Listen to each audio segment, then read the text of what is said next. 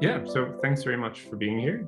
So today I will be speaking with Vivek Patel from Meaningful Ideas and Sarah Fitz-Claridge from Taking Children Seriously. And if you guys, we have previous talks with both of the speakers today that I will link to. And if you could each give a brief introduction to who you are and what your ideas are. Yes, Sarah Fitz-Claridge, Taking Children Seriously. Taking Children Seriously is a philosophy of interactions between adults and children, and in particular parents and children, that is not paternalistic. Most people in our culture, and indeed in the world, have a paternalistic view of children. That is to say, they view children as needing to be controlled for their own good, like women used to be viewed paternalistically, and people used to think women needed to be controlled for their own good. So Taking Children Seriously is a new view of children. And one of the very important ideas that Taking Children Seriously takes into account is the fact that human beings are fallible, and that sometimes we can be thinking that we are right and feel very sure about it, but we can be mistaken. We're fallible, and we're also creative. We solve problems. We create new knowledge. We come up with all kinds of amazing ideas that can make a difference both in our own lives and in the lives of others. And so that's a sort of basic introduction to Taking Children Seriously. Wonderful. Thank you, Sarah. And I'm Vivek Patel from Meaningful Ideas and also Gentle Parents Unite. And I have a 25-year-old kid, and the two of us are best friends. And that's really my best advertising for everything that I do. You know, when I was growing up, I was spanked and punished and controlled and shamed all the time. And now, and then when I was in my teens and 20s, and then it translated to being bullied at school. And then eventually, as I got older and bigger, I started becoming much more aggressive, and I led a life of violence and crime and all sorts of problems.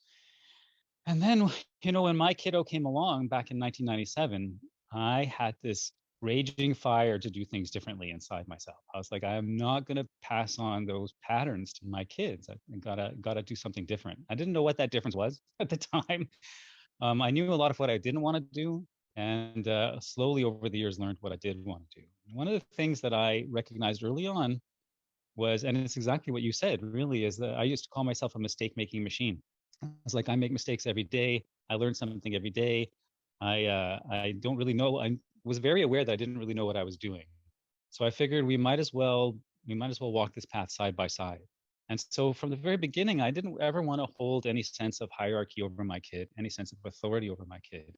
And we were learning partners in life together. And so now I help parents all around the world relate to their kids with no authority, with no punishment, with no consequences, not doing anything where they're controlling their kid, but they're working with them in a spirit of real collaboration, really caring about their kids' needs and feelings and desires and preferences and their whole humanity.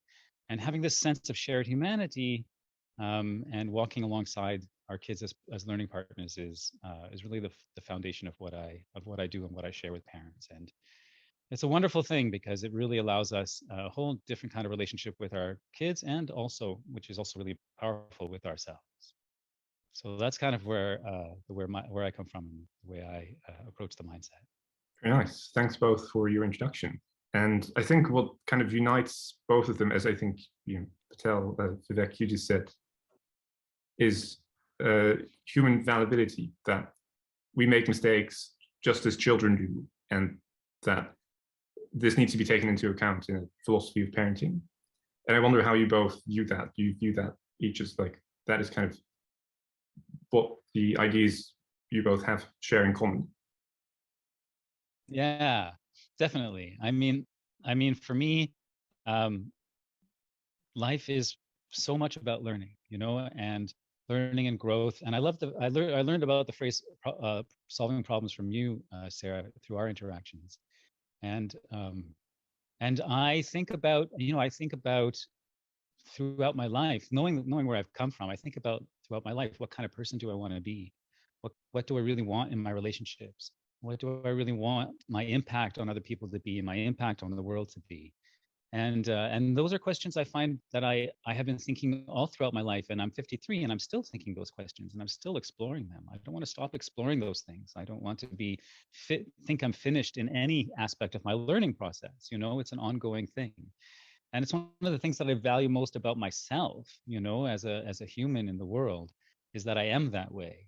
And I certainly didn't want my kid to feel like their learning process was going to be limited in any way, But like I said in the beginning, we didn't really know what we were doing. We knew kind of what we didn't want to do, but we didn't really know how to live this way with these principles. And I used to call it stumbling with purpose, that we were always stumbling around, but we were stumbling around in a particular direction. We had an idea of what we wanted.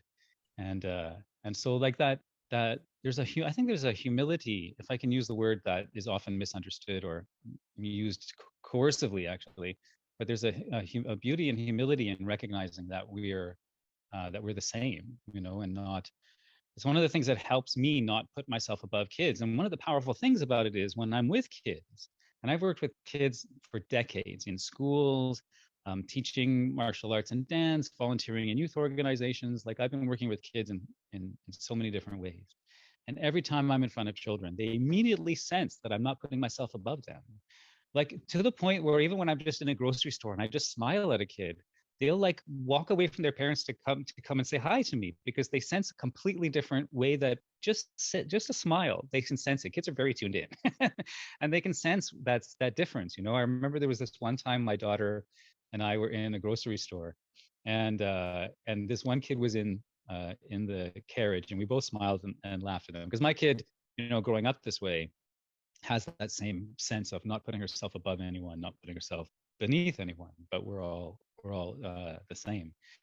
And this kid was like 2 or 3 years old and was just so happy to interact with us, laughing and giggling and whatever. And so one of my things is I always hand my card to parents to say, just check out my YouTube channel. So I'm not selling you anything. Just check out my YouTube channel. It'll change your life. And they were like, okay. And then they were like a little hesitant. They started to walk away with their kid in the stroller. And the kid was like, was climbing out of the stroller and craning their neck around just to keep looking and interacting with us. They didn't want to stop. And so when they got all the way to the other end of the store and the kid was still doing this, my daughter and I kind of jogged over to them, and they were like, okay, clearly there's something different about you. What's going on? We have to know. And then we ended up having a longer conversation about it. And I was able to explain to them that your kids sensed the deep respect that I had for them, that we had for them. They sensed us seeing their light inside and their beauty, and beyond their behavior, we were seeing the essence of who they are. And it resonated with them right away. You could feel how it resonated. They were like, yeah, we can't deny it, And so for me, like having that light turned on, it's something I can't unsee now. It's so important to me, and it helps kids form this powerful relationship with themselves too, which I think is one of the most important things that we can do as parents. Do you think that is a kind of, so people have kind of knee-jerk reactions to this way of thinking about parenting. One of them being, and I think we've discussed this in your talk actually, you're allowing children to do anything that they want. So you are not setting boundaries. How will they learn what the right thing to do is? How can you not have an agenda for a child, considering that they just don't know so much about the world? And I pose that to you as a kind of devil's advocate question, and both of you. I mean, I'm very curious what either of you have to say about that. In our dealings with other people, just think about, just as a first thing to think about how it feels to you when someone else has an agenda for you, when someone else is interacting with you in an authoritarian, top-down way, thinking that they know best and that they should steer you in a direction they think you should go. There's a big difference between that, which is what most parents do with their children, and on the other hand, having a conversation as equals about what is right or wrong. Like, we can have a perfectly equal conversation in which no one is having an agenda trying to get the other person to go along the path that they have set for the person. It's a different thing. It doesn't, taking children seriously doesn't mean that you never express an opinion about what is right or wrong. It doesn't mean that.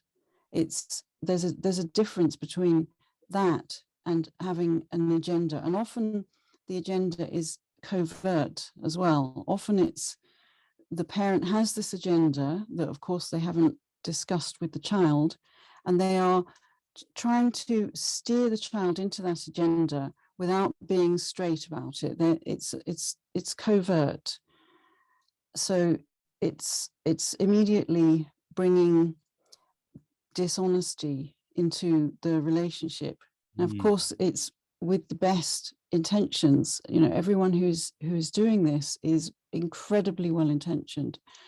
We all want what we think is best for our children. Nobody is trying to be awful. It's just that it's a different way of interacting when you are in an authoritarian, top-down, agenda-driven kind of a thing versus just having a discussion about right and wrong and why such and such might not be right, or how you think about it. And as Vivek said so wisely, anytime someone changes their mind about something, say they realize, they have an insight, oh, actually, what I was doing there was actually a mistake, was maybe wrong, like maybe I was wronging someone. Anytime someone notices that they have been mistaken and they change what they're thinking, that is, at least it seems as though it's the growth of knowledge. The person has improved as a person. And if you think about it in your own life, there's a big difference between changing what you're doing or how you're thinking about something when you yourself feel genuinely persuaded, like you yourself have had an insight, versus when you're just reluctantly going along with what someone else thinks is right. And what parents tend to do, very well intentioned, but what they tend to do is to try to get their children to go along with what the parents think is right and what the parents think the child should be doing, instead of what the child thinks is right. So it's, from my perspective, that's a problem because we don't want people in the world behaving wrongly by their own lights. We want people behaving rightly by their own lights, and we don't want people just obeying orders. We want people to be motivated by what seems right to them. And yes, we can have all kinds of conversations and we can discuss everything, but ultimately think about how it is for you when you're persuaded of something, genuinely, wholeheartedly persuaded, versus when you're just going along with something that someone else thinks you should be doing. Yeah, for sure. And you used the word get a couple of times. Parents are trying to get their kids, you know, and one of my sayings is there's no get and there's no let in my relationship with my kid. Right. I don't try and get them to do something because, again, there's that covert and sometimes and often overt agenda that I have for them. And then the let implies this authority that I have to either let them do it or not let them do it. And of course, in a way, I do have that authority naturally because I have power over my kid. I have financial access to resources and financial and housing and food that they don't have, and transportation and access to entertainment and all this stuff. And I have a legal power over them because I can put them in their room and I can take their stuff and I can, depending on where you live, I can hit them. and they have no recourse, you know. And I often say, even if a kid is like 14, they get a paper route and they work really hard and they buy their own tablet, I can just take it. There's nothing they can do. And you know, like I have a lot of power over this little human. And so if I use that power in such a way that that I'm trying to get them to do something, there's no way they can trust me. There's no way they can trust me, you know. And then the idea of having these deep conversations about life and about values and about relationships and about how we engage in the world, it's lost, because who's going to listen? Who's going to listen to someone and want to engage with someone when that's your situation, you know? And certainly, sorry, go ahead. I was just going to say, and some people imagine that taking children seriously means going from not letting them do things and getting them to do things to letting them do things. But as you were suggesting, Vivek, that is, you're still operating from the top-down authoritarian mindset. Yeah. In that you're still acting as though you have a right to be deciding what this other person does. So they're still, in effect, I would say, a slave of the psychological reality. Is the person underneath, the child underneath, is enslaved by what you think is right. And of course, as human beings, we only ever have our own perspective. There's no way of sort of stepping outside our perspective and being genuinely objective. So everything that we are thinking and everything that we're seeing in the world, we're viewing through our own theories, our own biases, our own problem situation, our own ideas. And so things happen with parents and children where the parents have a pre-existing idea, say, for example, screens are bad, and then they are interpreting everything their child does when their child is spending what the parent thinks is too much time on the screen in the light of that theory. And so they are seeing bad behavior, they're seeing upset or stuff that either isn't there or that is caused by the parent trying to get the child not to be on the screen. So yes, absolutely, I agree with Vivek. Yeah, for sure. And you know, this, you bringing up screens reminds me of one of the topics that we wanted to talk about today, which is something that's very common out in the parenting world, even in the gentle, conscious parenting world, which I'm very much a part of, is something called loving limits. And that I always sigh when I say that word, because the idea behind the loving limit is, and this is widely taught, the idea behind the loving limit is when the parent feels the kid needs to either stop doing something or start doing something, that the parent uses their power, and they wouldn't word it this way, but they use their power to make the kid do it or not do it.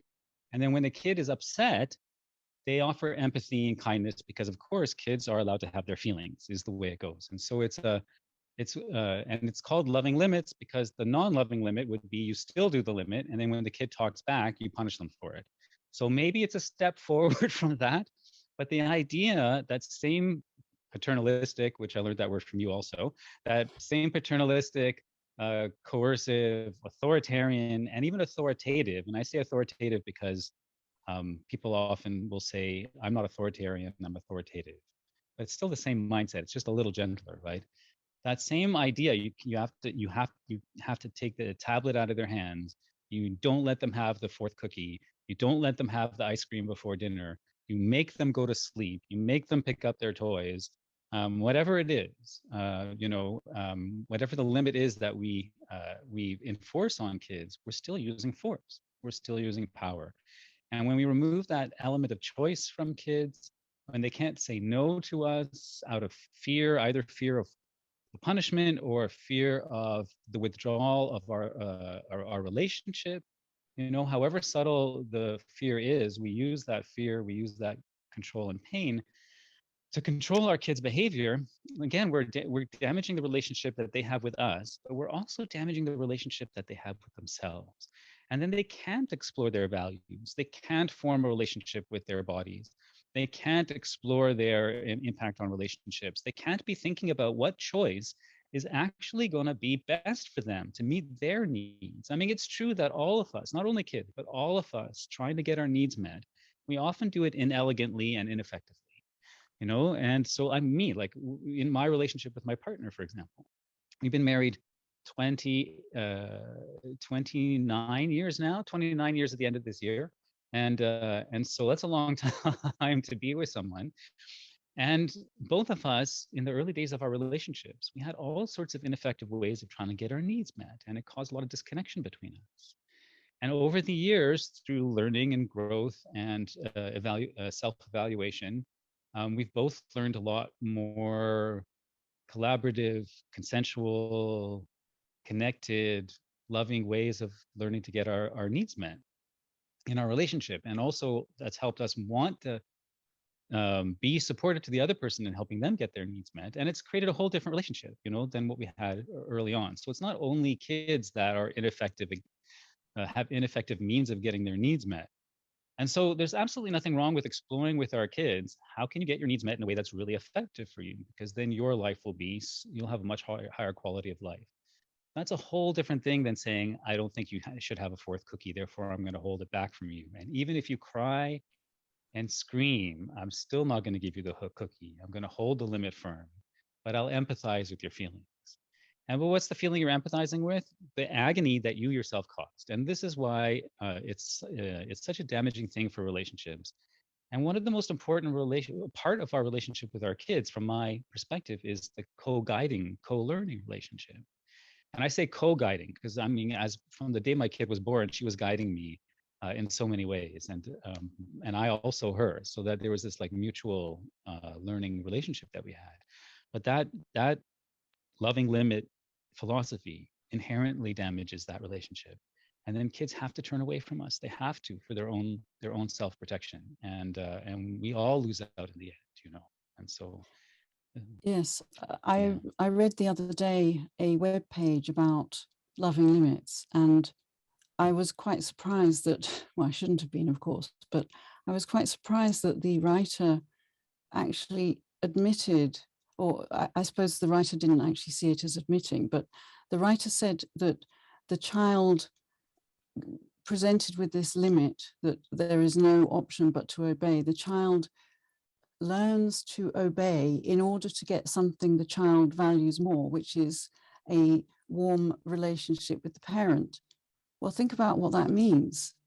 That means that this whole thing is the parent, in effect, threatening to withdraw love and attention and warmth that the child absolutely must have. And it's a very, very immoral way of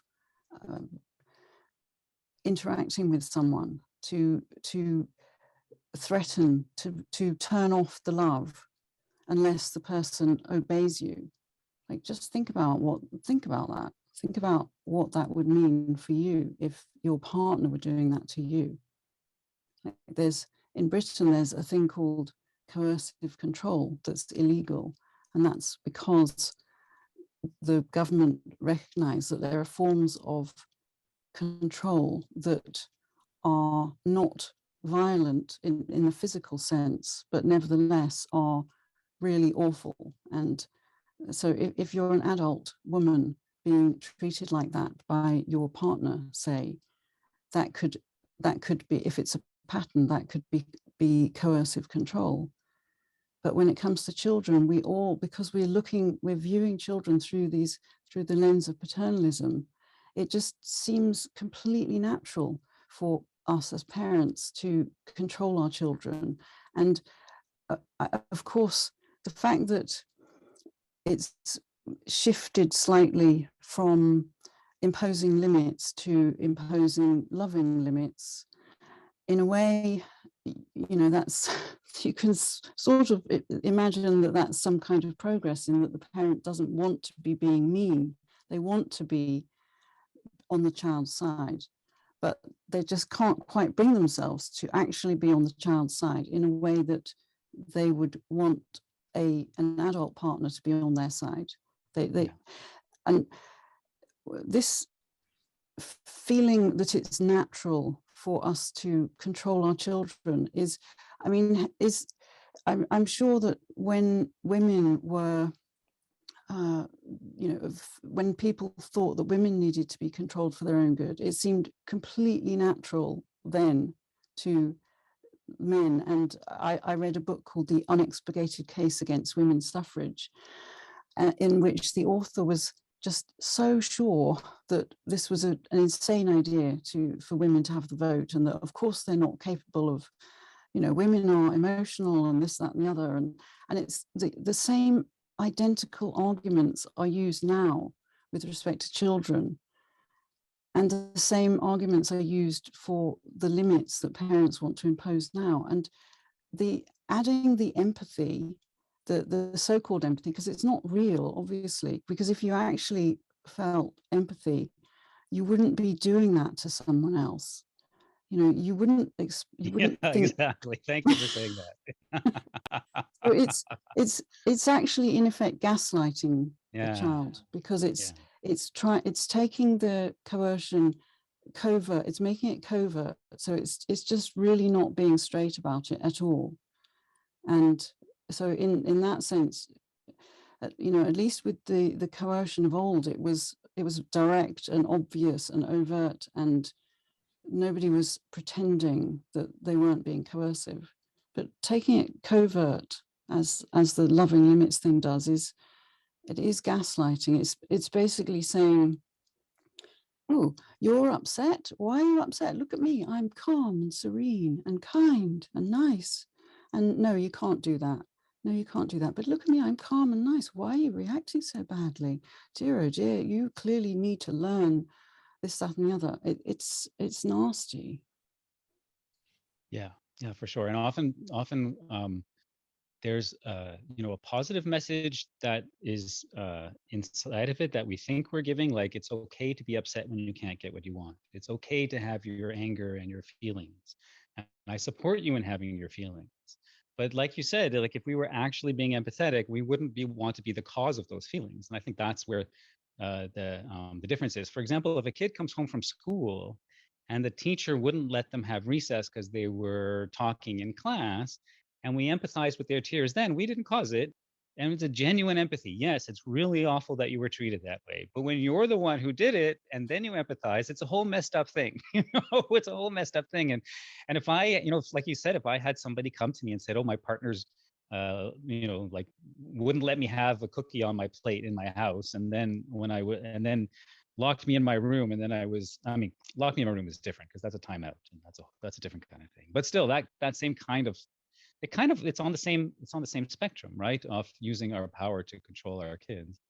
And then I was crying about it, and then they just said, oh, I understand it's hard not to get what you want. I'd be like, why are you with this person? Get away as fast as you can, right? And so it's really powerful. And I think one of the things that I talk about a lot is that these are what I call transition philosophies. That there are philosophies where people are like, okay, well, I don't want to spank, and I don't want to take privileges, and I don't want to punish my kids and give the traditional consequences. So what can I do that's a little more gentle so that I feel like I'm progressing on this path away from the old style? And transition philosophies, I think, have their place. I have a lot of parents that work with me, and the parents that work with me personally, I have a subscription group that I work with, and people pay a small monthly fee to get regular coaching calls from me, and I do talks like this every week. I give like an hour, 2-hour talk every week, and there's like an archive of probably close to 200 of these talks at this point in that group. And the folks that are in that group are really, really dedicated to the non-coercive collaborative path. But a lot of them tell me that they started in transition philosophies themselves and are trying really hard to move away from it, and that some of those transition philosophies were the very thing that got them to stop spanking, which I think is wonderful. I think there is something to be said for the progress away from more violent violent and oppressive ways of treating kids. And I don't want that to be an end point just because you stop spanking. I want that to us to continuously dig and continuously evaluate and continuously deepen our understanding.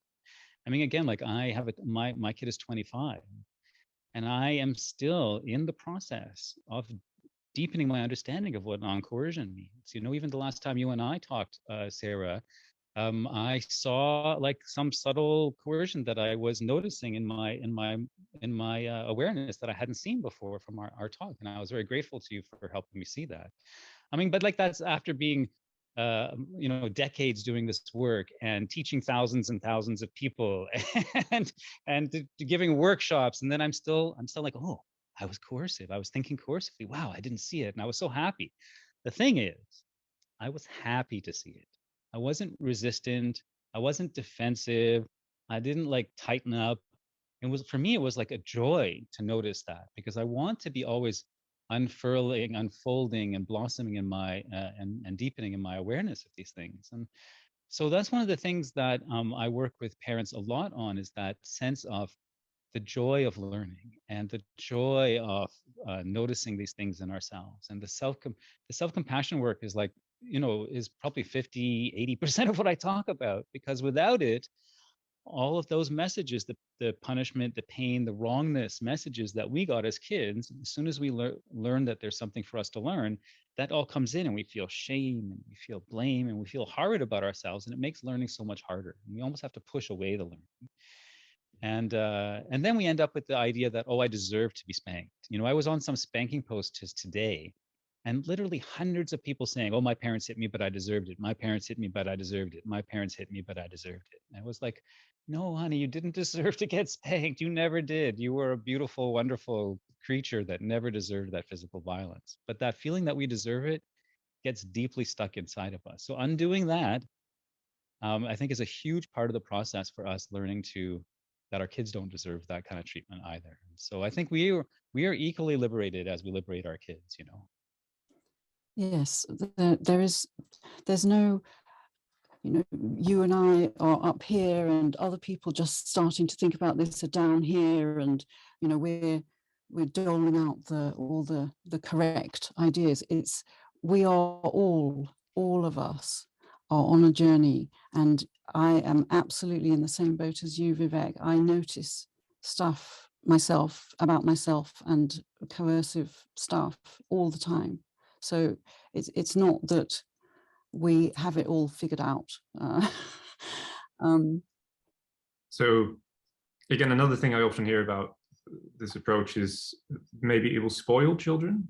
And I was wondering how you would view that. Is there such a thing as spoiling a child?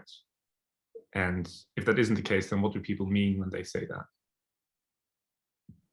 I think that spoiling a child is bringing a child up believing that it is right to obey stuff that they don't agree with. I think that spoiling a child is bringing a child up to believe that they are bad and wrong and need to be fixed. And look at how people arrive at adulthood now with the standard coercive way that they've been raised. Everyone is feeling bad about themselves, and, you know, lots of people are needing therapy, and it's just not good.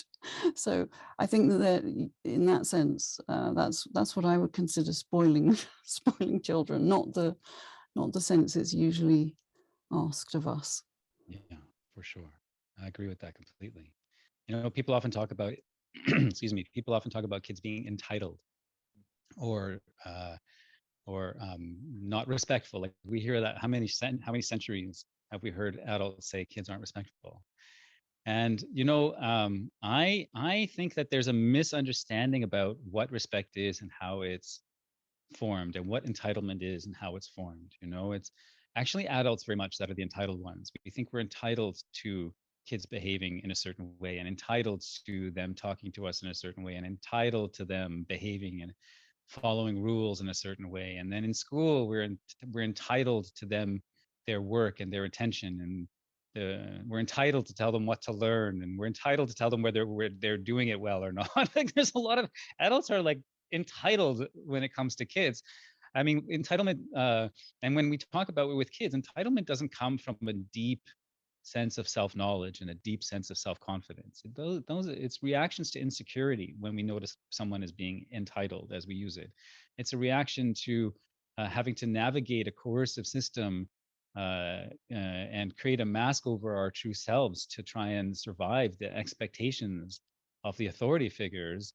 You know, like kids when they live in a environment where there's a lot of expectations, and then there's a and when I say expectations, I mean like you have an expectation that a kid will do something, think something, feel something, behave in a certain way, and then there's a consequence if they don't, whether it's an actual physical consequence or an emotional one or a relational one or an access to resources one. There's some consequence which is designed to cause the child pain. It's important when parents use the word consequence of any kind, it's important to understand what's happening. You're intentionally causing pain in the hope that the child will want to avoid the pain so that they will shift their behavior.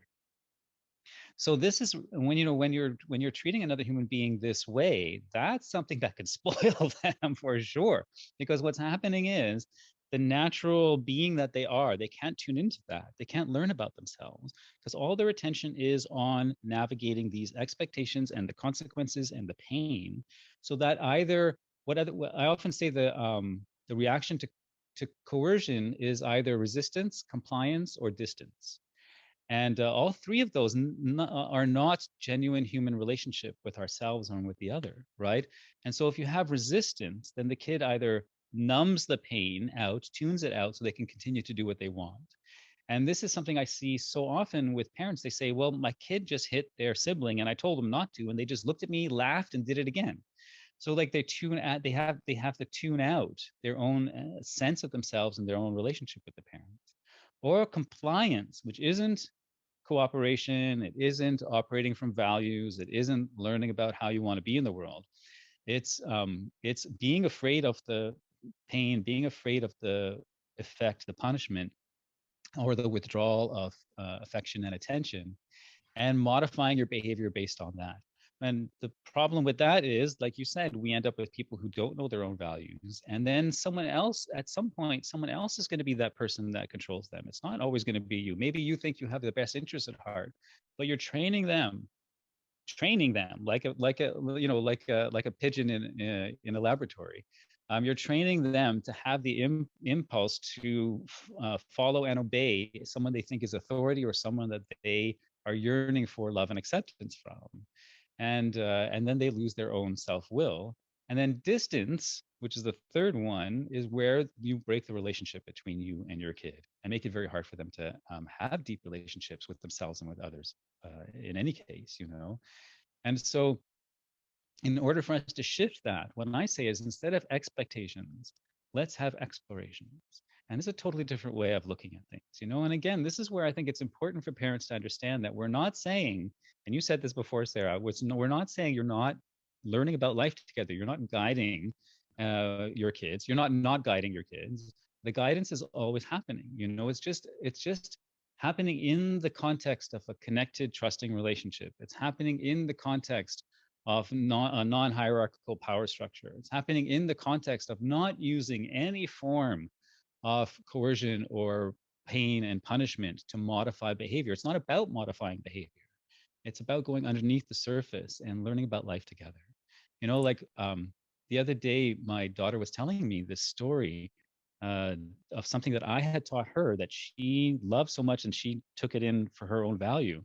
And we were Googling something.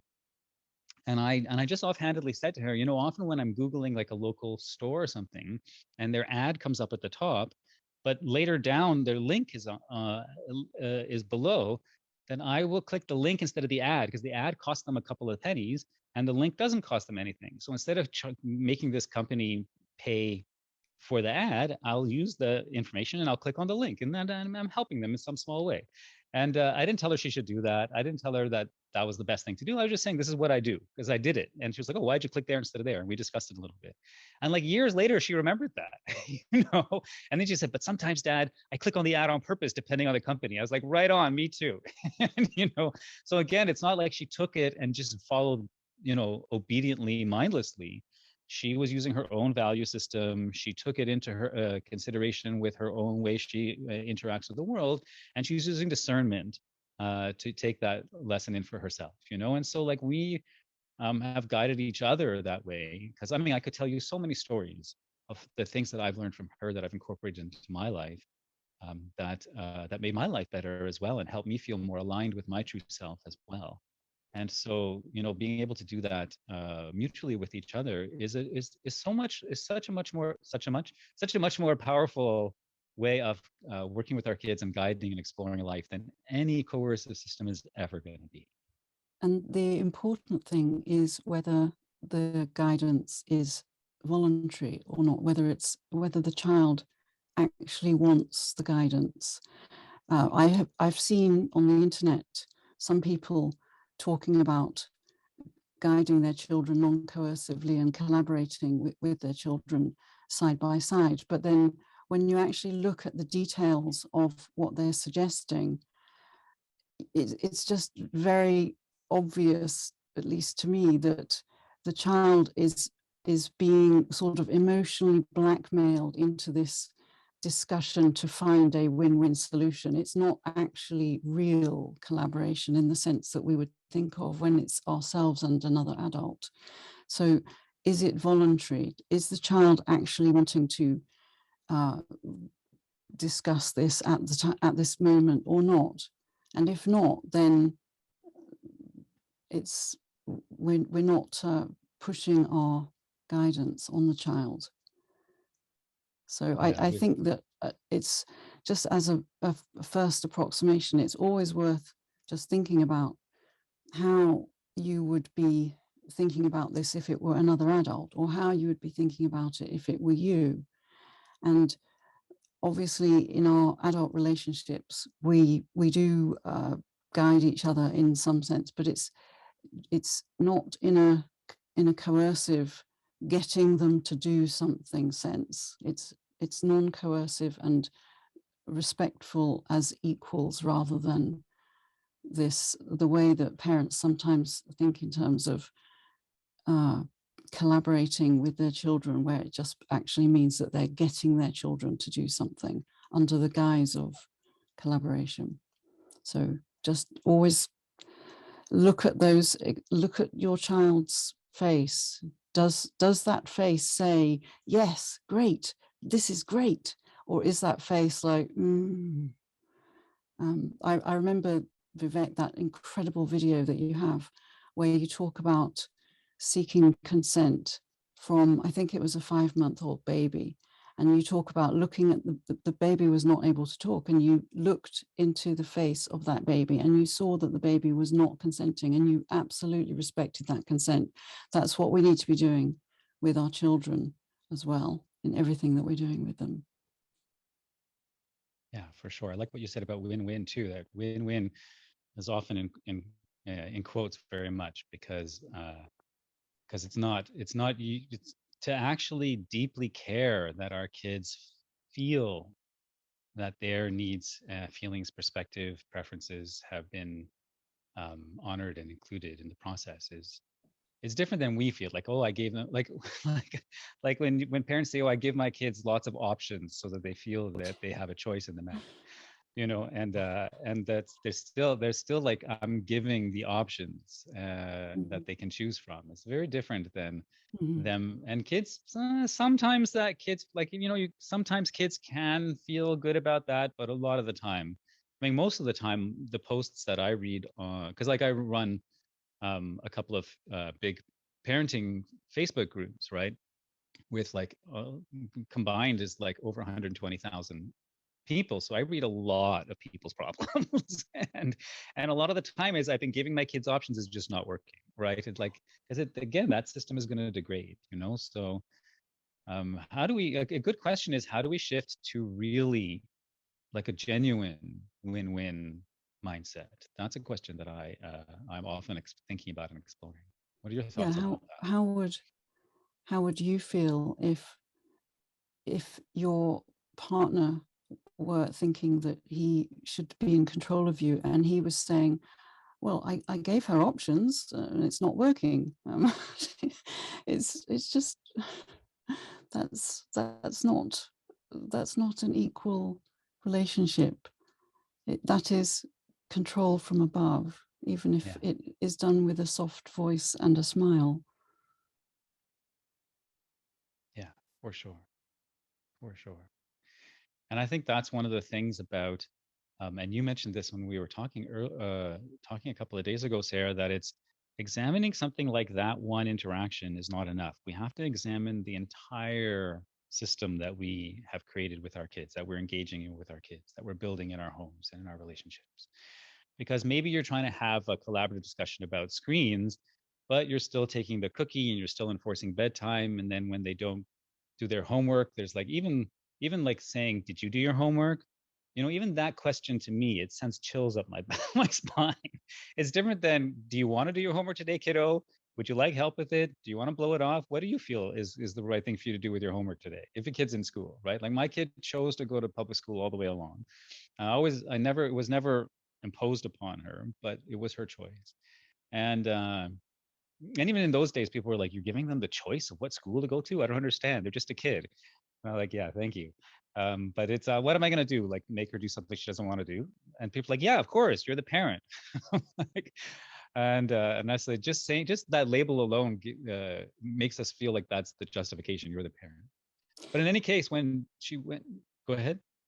Well, I know, I was just going to say, what you said about what people say to parents, where they say, you're the parent, you have a responsibility to do this, and they frown at you as if to say that you're not being responsible. There's parents experience a lot of pressure and shaming from those kind of comments from people, so I can understand why it seems really difficult to take such a big step out of the mainstream way of thinking about children and treating children. But I just want to draw your attention to one effect that perhaps some parents may not have quite noticed, and that is that all this objectifying of the child, and the child as this piece of clay that we have a responsibility to mold and shape into the correct form of a citizen, that, you know, whatever the parent thinks is the way that the child should turn out, that they also are objectifying themselves as parents. And so notice that many parents feel really bad about themselves. And what's happening is that they have this idea of this product that they are molding, and that they have a responsibility to mold and shape, which is actually a person with the person's own ideas, the child. And so when it goes badly, as it tends to go badly when people are being controlled by someone else, it doesn't go well, then the parent is thinking that they are a very bad parent. And the thinking is that if they were a good parent, then their child would be being molded and shaped in the correct way. And so therefore they must be a very bad parent. And so they start feeling very bad about themselves. So it's not just bad for the child, it's also bad for the parent, because you're then in this utterly miserable state of imagining completely mistakenly that you can control and mold and shape someone into a particular end product that you think is the right thing, when it's actually a person with their own mind and their own thinking and their own wishes and their own problems and concerns and everything. And then you're judging yourself based on that. So it's just a disaster. Yeah, so true, so true. One of the things I very often hear from friends and people who are trying to be non-coercive is that they get stuck in, for example, there are certain problems that keep coming up for them, which they are unable to solve, and they feel bad about this. And I was wondering whether either of you have advice for this. So, for example, it will be things like practical issues like having to go to work, or changing diapers and things like that that cause distress. And yeah, what advice would you give maybe for particular things going wrong, or just in general about the mindset and about maybe the guilt for being for failing to solve the problem in a particular instance? One thing I would say is that it's very important to keep in mind that problems are actually soluble without coercion. Now, that, of course, doesn't mean that in any particular case we will always manage to solve the problem. But keeping that in mind tends to, at least eventually, or in some cases, tends to get you thinking more laterally to solve the problem rather than just giving up without even trying. So with the case of the changing nappies, for example, I find this very strange, because what is it that causes the child not to want to have the nappy change? Usually it's things like the cold air, the freezing cold baby wipes or something. So what about using a warm air heater and warming the baby wipes in the microwave? Like simple things like that. Just when you're thinking problems are soluble and you're thinking, how can I actually solve this non-coercively, rather than just thinking that you'll take the shortcut of just forcing the issue, you start coming up with brilliant solutions to things that only a matter of days ago, or maybe even a minute ago, you thought this is impossible. I just have no idea how to do this. Keep in mind, problems are soluble and we can solve them. And just keep questioning everything. Like, question your view of the situation, your view of what is going on in terms of how your child feels and why, what your child actually wants, what problem they might be trying to solve in their mind. And problems are soluble. Just keep that in mind, and it opens so much up that otherwise is just closed and you just give up. Optimism is really important. And by the way, one of the things I do is, if I am feeling upset or thinking that something is impossible, then I have a meta theory going on in my mind saying, oh, my thinking is not quite good quality at the moment. It's off. My thinking is off. I am I'm not being rational here. And so when I'm feeling upset, I'm thinking, oh, I'm not going to take my thinking, the thoughts in my mind at that moment too seriously. Like, I will realize those thoughts are not the revealed truth. Like, probably there's some mistaken stuff in there if you're feeling upset or you've given up. So sometimes that just like, oh, oh yes, problems are actually soluble. So let's look afresh and relax. And when your mind is clear and quiet, you're much more able to come up with brilliant ideas than when you're in a state of angst and upset. Yeah, and I also think that people might be too hard on themselves, because the bar that people who are non-coercive have, that they, the goal that they want to attain is something that most people have not really tried before, right? So it's uncommon to want to raise your child in this particular way, and therefore you'll bump into very unique problems that maybe your parents wouldn't have bumped into, and so there's no one to ask about what to do. And yeah, I often think people should, they should definitely want to solve the problem, but they shouldn't feel bad about having been unable to solve it. It's kind of inevitable for this kind of lifestyle that you will bump into things like that, and you shouldn't be too hard on yourself. Yes, just remember, when you fail to solve a problem, that doesn't mean that you're bad and wrong. Truth is not manifest. It's not obvious what to do. Sometimes it's not obvious what the right way to solve a problem is. And so in those moments when you don't manage to solve a problem, just remember you're a fallible human being. You lack knowledge. This is the human condition. We are all fallible human beings who lack knowledge, and we're all doing the best we can.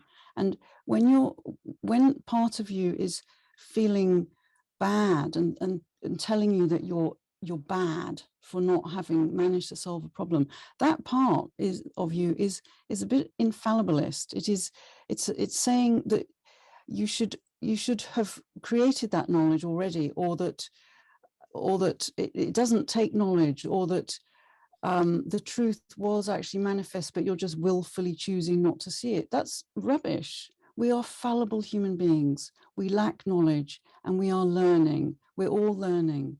And it doesn't make any sense to beat yourself up about stuff when the whole thing is that we are fallible. It's not that it's obvious what to do and that we're just choosing not to. That's not what's going on. Yes. Yeah, we can impose a timeline on how long it should take to solve a particular problem too. And then if we haven't solved it by that amount of time, because when parents say, I've tried everything, I'm like, well, could you define everything? Because that's a big number. and I've been trying for a long time. But I mean, like, sometimes problems that we encounter require more creativity than we have yet accessed. And so it requires us deepening our practice. And one thing that helps, I find, is to be able to have some sense of community with others that are like-minded, and to be able to share in that community. I know that really helps in co-thinking about problems with other creative human beings dedicated to similar mindsets and having a similar priorities. And one thing for me about this question is about the principles that I operate from, because I think in parenting and in life in general, we have multiple priorities that we have in our lives. And I call it having a hierarchy of priorities, being aware of the hierarchy of our priorities. So, for example, I might have a priority about non-coercion or a principle, and I might have based on a principle, and I might have a priority of changing the diaper because the kid's got a rash, based on a principle of wanting to do harm reduction or something like that. And so then I have to decide in certain moments, we have competing priorities, and we have to decide in that moment which is the priority that I'm more deeply fundamentally connected to. Because if I'm going to be operating, for me, if I'm operating from a principle of non-coercion collaboration, then, and I set that as my one of my deepest priorities, then any priority that conflicts with that, I need to re-engage with in a different way. You know, when we don't have that, then we can say, oh, but I have to change the nappy, and just hold them down and do it, and then they cry and they're screaming, and you just do it anyways. But when I reaffirm, like that moment when you went, oh, I can think differently. Oh, that thought is like infallibilist, and I don't really want to go there. That's not my deep principle that I want to operate from. You know, and I say principles, priorities, and values. When we are clear about our principles, priorities, and values, it really helps us to make decisions. Because sometimes, with a thing with our kids, it takes time to figure them out with them. You know, it takes a lot. Like, I had a parent reach out to me recently saying, Vivek, how do I be non-coercive when my kid is swearing at other kids? And I was like, well, first of all, recognize that they're human, and that all of us have, you know, sides of us that are more aggressive and less kind, and sides of us that are more kind and more connected. And all of it is beautiful, and all of it we can embrace as part of our humanity. If you start compartmentalizing your humanity out, and some things are acceptable, some things are not acceptable, then your kid is going to feel sometimes acceptable to you and sometimes not acceptable, and then you can't ever explore that idea with them, you know. But I mean, on a regular basis, I'm unkind to people. I wish I wasn't, and it's less so than I was when I was 20 and 25 and even 30. But now at 53, I still am. You know, it's still part of me because I'm human. And when you recognize that aspect of us all being human, then we can stay committed to the non-coercive path. But as soon as I am wishy-washy in my commitment to non-coercion, then I'm going to allow a lot more, exceptions to it.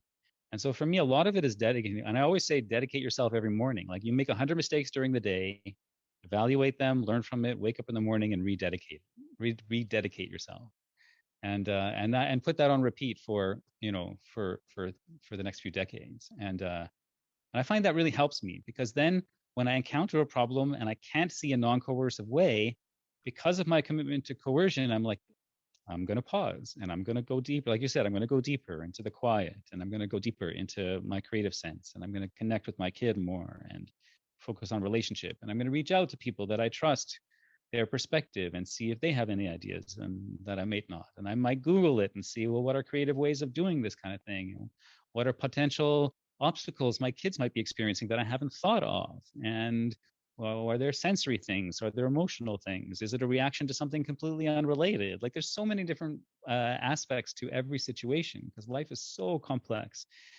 And human beings are so complex. Like each one of us, just on ourselves, is such a complex system, And then you have two complex systems engaging with each other. That's an incredibly complex system. It's not just like, oh, I can just figure it out. It's sometimes it takes a lot of depth and a lot of penetrating beneath the surface.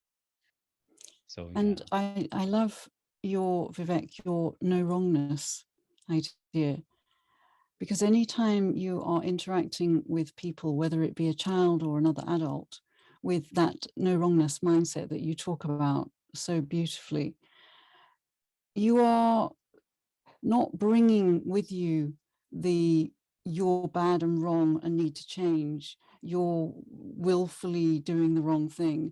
You're bringing with you are a beautiful person, you are psychologically, you are innocent, you're not trying to be bad.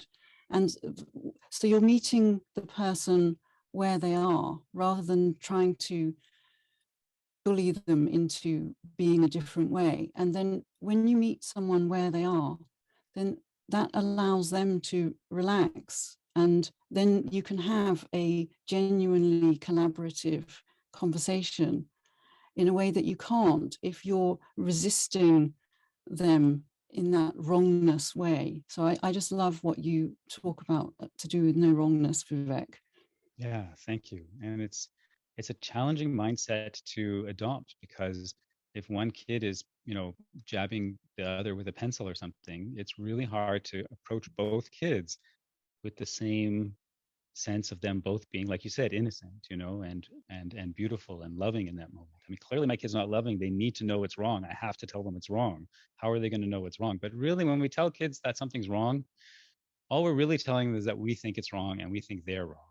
And they're not learning the value from their own sense of intrinsic exploration, their own ethical sense and their own compass, I remember this time a number of years ago. I was taking a walk with a friend, and we had stopped in a playground, and we were on the swings.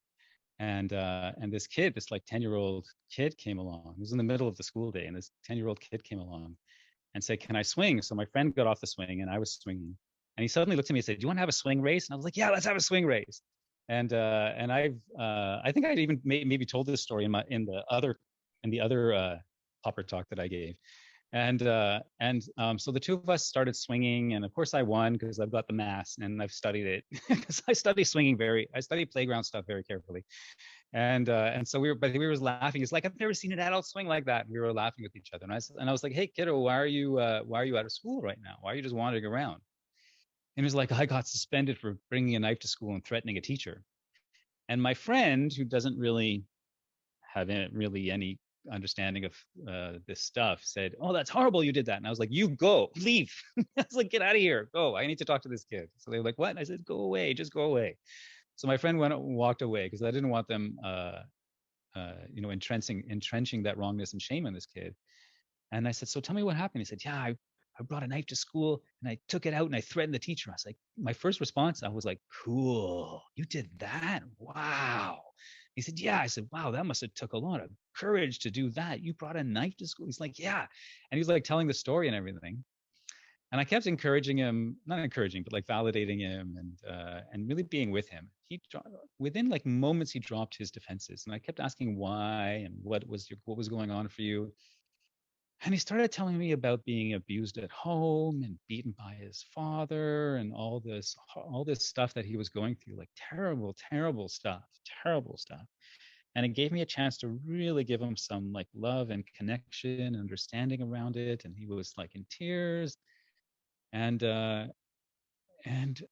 like this whole weight lifted off of his shoulders, you know, having the chance to be heard deeply and not judged by someone, and being able to see he himself at such a young age was able to see the connection between his own pain at home and his choice to bring the knife to school, which he was only told he was bad and wrong for before that. He didn't have a chance to see that for himself, you know. I still get choked up when I think about it. I never saw that kid again. I hope that moment impacted his life and stayed with him in some way.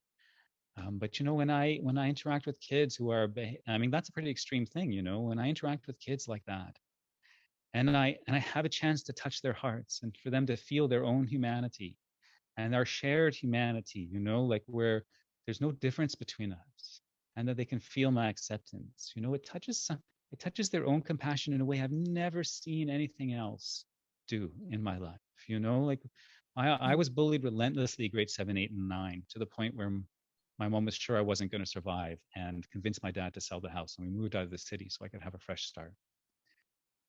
And all those years that I was being bullied in that school, the consequences for those kids, the shame, it never stopped their behavior. It only made them get sneakier with it and more violent with it and more insidious. And now, for knowing what I know, what I really wish is that some adult had come along with deep empathy for these kids, deep understanding for these kids, and really help them touch their hearts and help them see me as a person, you know. But I mean, I remember what it was like being a kid. Adults don't see you as a human, and then you end up not seeing the adults as humans, because you know you're a human, so they must not be humans, because then what is a human? What is a person? Who am I? Like these fundamental questions get buried so deeply in our childhood that we can't see ourselves in each other anymore, you know. And I think that's one of the reasons adults come at things with wrong. Certainly one of the reasons that I come at other adults with wrongness a lot of the time is because when I'm working with adults, it's a lot harder for me to see that than when I'm working with kids. I'm working on it, but it's an ever-evolving process in my own self-development. Just think about how it is for you, for me, for anyone, when someone, even if you're behaving badly, someone still sees through all that to your pure good heart, and they are interacting with you with that no wrongness attitude that Vivek is talking about, and they're seeing you, they're seeing the you that is the good, beautiful, pure heart underneath what might be bad behavior. Just think how that feels compared to, say you're sleep deprived and you're behaving badly, you know, you're having a bad day and you're behaving badly, when someone just comes at that with criticizing your behavior, telling you off about your behavior. The first way, the Vivek way, just makes it possible for you to experience yourself, your inner self, your good, pure heart that is hidden behind whatever's going on. And that makes it possible for you then to look at the behavior and notice that maybe it's not ideal. Whereas when there's this confrontational approach, then one is just naturally defensive. That's what human beings just are, naturally defensive when they're being attacked in that way, when they're being told off. So yeah, it's just such a good idea, even if you do think someone, a child or your partner or someone else is behaving badly, it's just such a good idea to come to them with this warm heart, this compassionate heart, seeing their goodness instead of just seeing the bad stuff that's happening. It just makes so much possible that wouldn't be possible otherwise. So yeah, I love your no wrongness, Vivek. Thank you, Sarah. Thank you so much. Me too. I'm very fortunate. I feel fortunate that that insight came to me over the years. You know, I don't really want to take credit for it because I didn't like create it, but it's certainly through my observation and my experience has come to me. You know, it reminds me of this time when I was with a family, because I also do home visits with families and stuff. And I was with this family, and we were taking a walk, and there was this like body of water that we were walking by, and I had this bright orange umbrella, and I love orange. You know, like I even have my hard drive here is like this bright orange. I love that particular bright orange. And so this was like my favorite umbrella, and the kid was like, I don't know, 10, 12, something like that. And he was like, "Can I play with your umbrella, Vivek?" And I said, "Sure." And I'm like, you could hear the hesitation even now in my voice, because I know as soon as I give something to a 12-year-old, I kind of assume it's going to get broken or lost in some way. And I have to let myself not have attachment to it. Otherwise, I'm going to get upset, something. So I was like, "Sure." I said, why don't you just like stand on the grass so you're not near the water, so that if it falls, it doesn't go in the water. He said, "Sure, I'll do that. Thanks." So he was throwing it in the air and catching it, and he was playing with it, and he was hitting like a baseball bat, hitting sticks with it and stuff, and it was just having fun. And I was just like so happy he was having fun with this umbrella. And then at one point he threw it up in the air, and it went sailing up, and it went way over our heads, and it was sailed over and went right into the water, right? And as it was, this is what years of training. So this is not easy for me, but this is years of training. And this is why I say, you know, focusing on your principles is important, and practicing that and dedicating yourself to it every day. As it was sailing over my head, I thought, oh, good, I'm going to have a chance to give this kid empathy. That was the only thought that went through my head. And he came running to me, like with fear in his eyes, and like, "Vivek, your umbrella," because I told him specifically that I didn't want it in the water. Now, every adult in the world, almost every adult in the world, having said that specifically, is going to have at least project a little wrongness, you know, like, "That's okay," even that, "It's okay," even that is too much for me. So he came over to me, I put my hands on his shoulders, and I said, "Kiddo, I like you so much more than I like that umbrella. Don't even worry about it." And he was like, "Oh." Like, he did, at first he was like speechless and stunned, and he was like, "Really?" And I said, "Yes, I don't even care about the umbrella. I only care about you." And immediately, the most important thing in his whole world at that moment was getting that umbrella back. And I didn't ask him to. I didn't want him to. I even said, "Forget about it." He said, "No, we have to." It became so important to him. This is the magic of no wrongness. And he like he got his mom to help him, and he like got sticks, and he ripped a piece off the stroller, because the younger kid was there too, ripped a piece off the stroller to tie the sticks with, and he reached out, and his mom was holding his legs so it wouldn't fall in the water, and there's like this whole production. And I even have a picture of the group of us standing with this soaking wet, stinky umbrella, because the water was kind of stagnant. And I said, "Now we'll just throw the umbrella back, because none of us want this umbrella." And he was like, "Okay, but I'm glad I got it." And it was like this whole joy came from this experience, and this deep connection that came from this experience. And it was a beautiful, beautiful thing. And of course, the mom is actually my colleague and business partner, Sujai Johnston, who I run Gentle Parents Unite with. And we were spending our time together, and doing workshops together, and I had this beautiful opportunity to interact with her kids like that. And she still tells the story. We call it the umbrella story. And so, you know, like, oftentimes we think we have to teach lessons, you know, and when we engage with our kids in this different way, in this way of seeing things from, like you said, that seeing them as beautiful beings, and letting them know that no matter what they do, we're always going to see that, and we're always going to treat them that way and treat them from that perspective. It has an amazing magical effect on young people. And my goodness, I am telling the story 5 years later, 2022, 5 years later, and I still feel the ecstasy of that moment. You know, the ecstasy of the connection that we had in that moment. The joy that we feel is still part of my system and part of who I am, you know. So it's like it's a gift that we give ourselves as much as it is that we give our kids. It really is. Once we get more of a handle on it, and keep practicing it, there's something beautiful there for us all. Yeah. Very nice. Yeah, I like that story. I have another question, which is slightly related, I guess, tangentially. is a question that a friend of mine at some point asked, where she said, so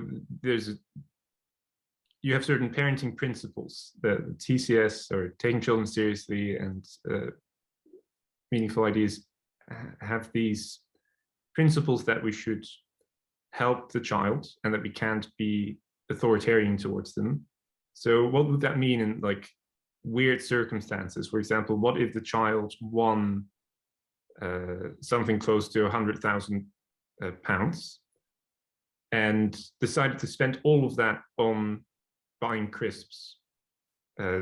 What should you do? Should you just let the child buy the crisps? Which I was kind of reminded of that with the example of the umbrella, because it's something precious that you give away, and you can't not do that according to the philosophy in some sense. But I was curious, what would you think about this? What would be a solution in this circumstance? And is it even that relevant? I don't know. I'm curious what you think. What's your first response to that, Sam? I'm curious. Well, I've had a long time to think about it now, but I think my response was something like, it's their money. They should be able to do with their money what they want to do.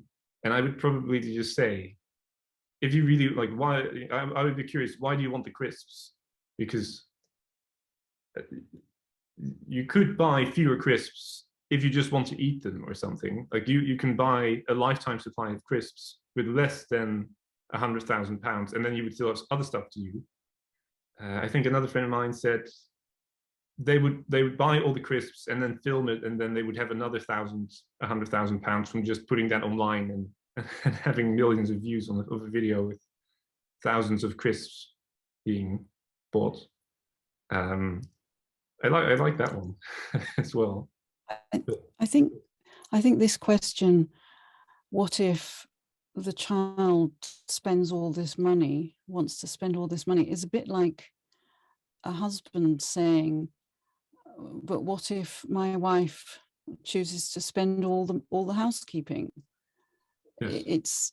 It doesn't make sense if you are in a non-coercive relationship. That way of thinking is just already assuming that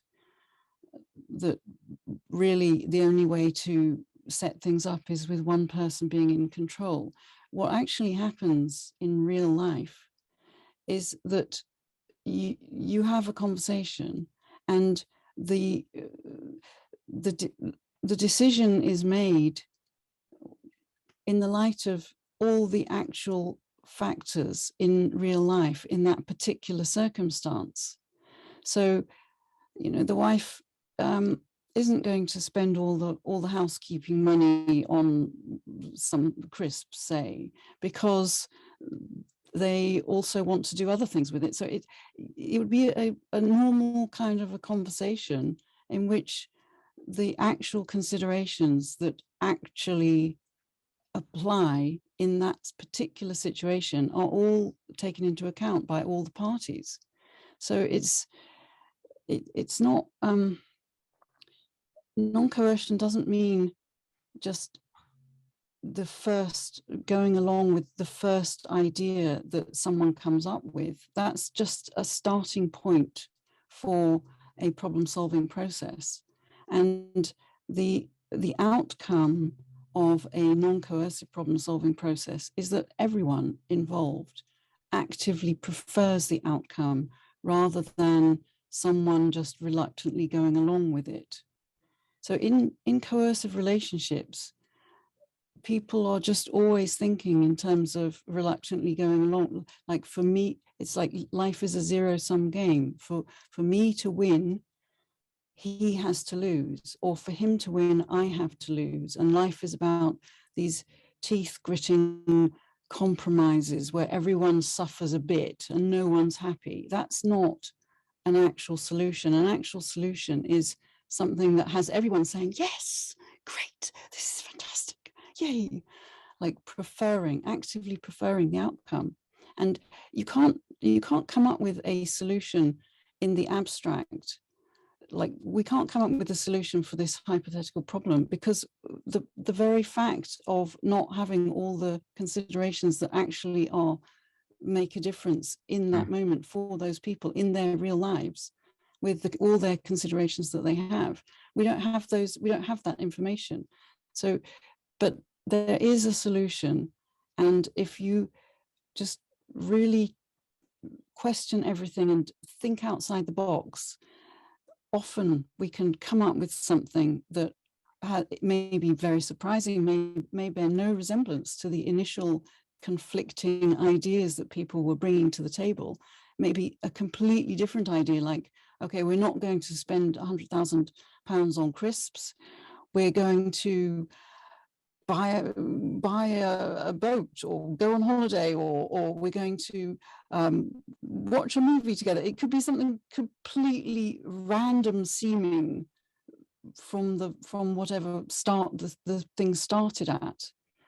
So it's just we don't have the information to say and give a mechanical solution. A solution is not something created mechanically. It's using our creativity, everyone's creativity who is involved in the problem solving process. And by the way, most problems are solved not by having a conversation, but inexplicitly and unconsciously. So it's often not an actual explicit conversation. That's just a tiny, tiny part of problem solving is explicit and conscious. And we don't want to just forget about the massive problem solving creative potential of our unconscious minds. So yes, it's a solution is going to be what everyone involved prefers. Yes. Also, interestingly enough, I think in many places there are laws to protect children when they have income. So, for example, California is a place where if the child earns a certain amount of money, then the law, the justice system is set up in such a way that parents can't access that income. They can't spend it for the child, which I guess makes sense in California because they have money, child actors and things like that. Interesting. Whereas I think people's gut instinct is to say, well, we need to spend the money for the child because they don't know what to do with it. Whereas in reality, often the opposite is true and the parents misspend the money. Yeah, anyway. One thing. So, yeah. Thank you. One thing that I would add to that whole thing of the 100,000 is the question itself doesn't sound like it's coming from somebody who has created a real collaborative relationship in their homes. It sounds like it's coming from somebody wondering what it would be like if they had a real collaborative relationship in their homes. That's exactly what I was resonating with what you were saying, Sarah, was like that question of would you let them? It doesn't arise in my relationship with my kid and in my family, you know. And her running off and doing whatever she wanted, in quotes, wouldn't arise in her mind because the creating a relationship where we have deeply cared about each other's experience in all of our decisions, from the micro of how we open the fridge to the macro of school and money and where we live and what we do and the principles we operate from integrating this deep care for each other's experience in all of these different aspects of our lives creates a situation where we all of our decisions, we want to do that. We want, and I'm saying want to, not feel compelled to, want to. It feels in our best interest to care about the best interests of the other people that we relate to. Yeah. And we all, as humans, we have this inside of us, this beautiful sense of wanting to care for each other, you know? And so like if my kid at almost any age, I would say 100,000, her first instinct would be like, let's see what benefits the family, you know, where we can all feel. I love what you say, Sarah, about that the solution brings all of us satisfaction, fulfillment, and joy, satisfies all of us, you know, and often is better than what any solution makes all of us happier than what any solution that would make one person happy would be. And I don't know if I'm wording it really elegantly there, but it's that idea behind it. And I think that if we have been creating those relationships, relational patterns in our homes and with our kids and in our lives, that process will happen naturally, you know. And so yeah, I think that's really important. And I think part of it is as soon as the kid has something that we think needs to be done a different way, if they feel that sense of, and we go back to the beginning, if they feel that sense of us regularly wanting to control their behavior and their decisions and seeing them as wrong and needing to be modified, then it's going to be a question of, there's going to be some adversarial relating going on. And then the whole question of the what would you do with the 100,000 makes a lot more sense, because then you know right off the bat there's going to be some struggle. And so yeah, I think where the question comes from makes a big difference. Yeah, I think, to be fair to my friend, she was having fun pushing the limits of the philosophy. Pushing the philosophy to its absolute limits and seeing if you could get very strange situations in which maybe I would also have to say, well, maybe not that, but yeah, no, it's, well, like, I agree with you. It reminds me of something Penn Jillette from Penn and Teller once said, where, I don't know if you know him, he's a magician, and he has a quote which is actually about religion, but I think applies to education as well, where he says, I have killed and murdered and raped everyone that I have wanted to kill and murder and rape, and they're exactly 0 people. And it should be 0 for everyone, right? Like, I don't need God to tell me that I will go to hell if I kill and murder and rape people, because I just don't want to. And you know, who are these people who need God to tell them that they shouldn't, and because otherwise they would definitely go out and rape and murder and kill. And I think it's related in the sense that, you know, God is an authority in that worldview, and is needed to make sure people do the right thing, which is kind of the relationships that children have with parents in the conventional view. And yeah, we just want to do the right thing. And I think children want to do the right thing. And whatever will be the solution to this, for example, problems like the £100,000 and whether or not that should be spent on crisps, yeah, people will want to do the right thing. They will want to be persuaded by good arguments, and you can collaborate to find a solution. And yeah, anyway, that occurred to me while you were saying these things. Yeah, love Penn and Teller, love magic. Studied magic for many, many years myself. Oh, right, yeah. I think I heard about that. That's very cool. I'm glad you know them. I think they're fun people. I have a list of questions, some of which Sarah sent me.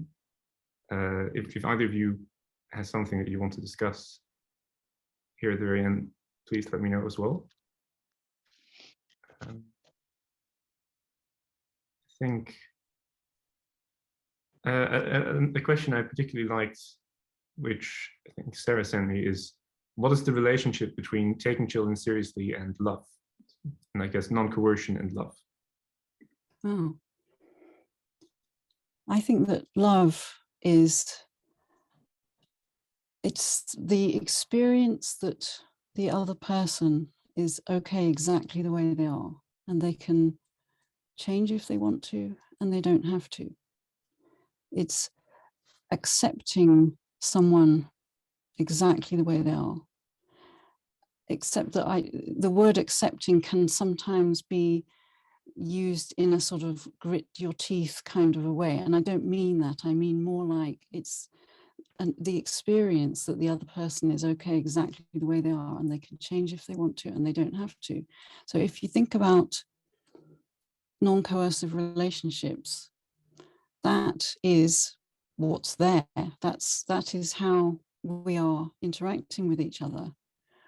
We have this love that allows the other person to be who they are, to develop the way they want to develop, or to stay the same in some way, or whatever. And that's how I see love, and that's how I see taking children seriously. It's this generous-hearted spirit of, like Vivek says, no wrongness. It's all good.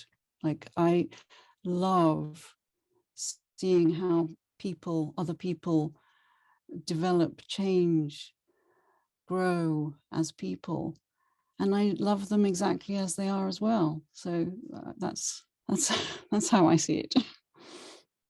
Very nice. That's beautiful, Sarah. Yeah.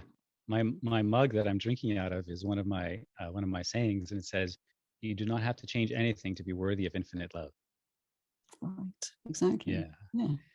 Yeah, I dig absolutely. it. And that's, I think that when I often have, and I've said it a few times today, that sense of our shared humanity is kind of my less emotional way of saying love. Mm. One of my earliest pieces that I wrote was years ago was called "Love Is Enough," and it was about the idea that in order for us to get along, we don't need violence and we don't need control and we don't need force and coercion. That love is enough, and that once we can deepen our belief in that principle, that we can really embrace. I like the when you say accept. I often say the word embrace, and celebrate even. I love it. Yes, Yeah, embrace. yeah, and yeah, and I have spent years trying to uncover the love in my heart and in my system, because I think being open and vulnerable and loving as a child was dangerous for me because when I had to be on guard a lot of the time. And when my kiddo was born, I just felt that sense of love radiating from her, and one of my earliest one-liners was, I learned to love by emulating my kids' love.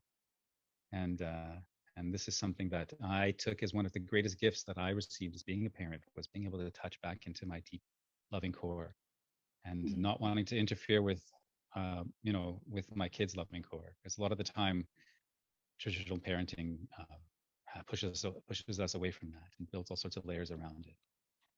And so in my efforts to not negatively impact her loving core, I very much was able to rediscover, and I'm continuously rediscovering my own. Yes. And when you have that approach to your loved ones, your children, your partner, you also, as you say, you have it towards yourself as well. You develop it towards yourself. So no wrongness in ourselves as well as with other people. And in that state, our minds are free of, or at least more free of, all the obstacles and the interferences and the upsets that prevent or hinder problem solving. So it's beautiful. Yeah, for sure. I loved both of your answers, as well as the conversation in general. Sorry. And yeah, I think we should bring it to a close here. If you want to share any projects that you're working on, websites that you would like to have in the video, please let me know. You have your moment now. Yes, takingchildrenseriously.com is the Taking Children Seriously website, and my personal website is fitzclarridge.com. And I'm also on Twitter and other social media, although not very actively at the moment. Great. And I am Meaningful Ideas. I'm Meaningful Ideas everywhere on the internet. On Facebook, I do most of my writing is on Facebook these days. I have at least a few hundred articles on Facebook talking about all sorts of things, from cooperation to how to work with money with your kids, and how to have a collaborative relationship with them, and how to engage in non-coercion. Plus, I have a whole bunch of videos and live videos that I do on Facebook. I go live all the time on Facebook. My YouTube channel, also Meaningful Ideas, has over 100 videos now, and full workshops, plus just like short videos as well. And I'm also on Twitter these days. I'm trying to tweet more often, and Instagram as well, where my claim to fame on Instagram is that Alanis Morissette shared one of my parenting sayings once, and that made me very excited because I used to listen to Alanis for like Jagged Little Pill was like the only album I listened to for like years. And if you want to work with me more personally, if you really want to dedicate yourself to the non-coercive parenting path, and beyond regular coaching calls and stuff, you can come to, and we're with Sujai, who I mentioned earlier, you can come to gentleparentsunite.com. And meaningfulideas.com is my website, though it's under construction, because like the mug that I showed you, and the other side of the mug has my other saying that I love very much, which says, kids are not acting out, they're reaching out. And so I'm going to be eventually selling a whole bunch of merch over there as well with inspirational parenting sayings. And that's meaningfulideas.com. But there is also like almost 400 articles on that site where I wrote in 2015, because in 2015 I wrote every day for a year. I made a commitment to myself to write and post something every day for a year. And but it's, you know, I've evolved a lot since then, but still there's a lot of really good stuff there. And yeah, that's it. Meaningful Ideas. I would love for you to follow me, and it's been a wonderful experience sharing this space with both of you. Sarah, ever since I heard about you back in 2017, 2018, I was really excited to meet you one day, and then we've formed a relationship over the last couple of years and been sharing wisdom with each other. And I really admire you and what you share. And I'm glad that we're connected. Likewise. Yeah, thanks so much for having this conversation. I definitely encourage everyone who's listening to check out your respective websites, and I especially like your Twitter accounts. And yeah, again, I love the conversation. Thanks so much for being here. It was really fun.